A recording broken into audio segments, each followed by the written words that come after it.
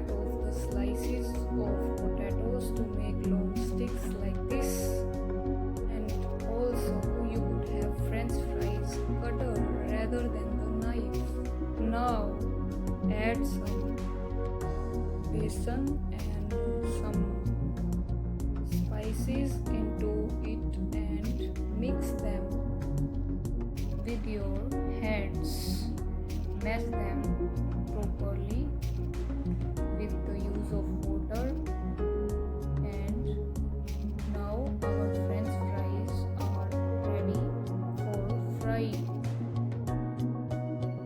So put them into boiled mustard oil one by the one and change their positions by the use of strainer.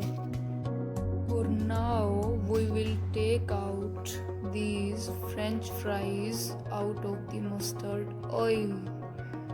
Look at these. Wow, look at these spicy, crispy fried sticks. You can now imagine how delicious they could be.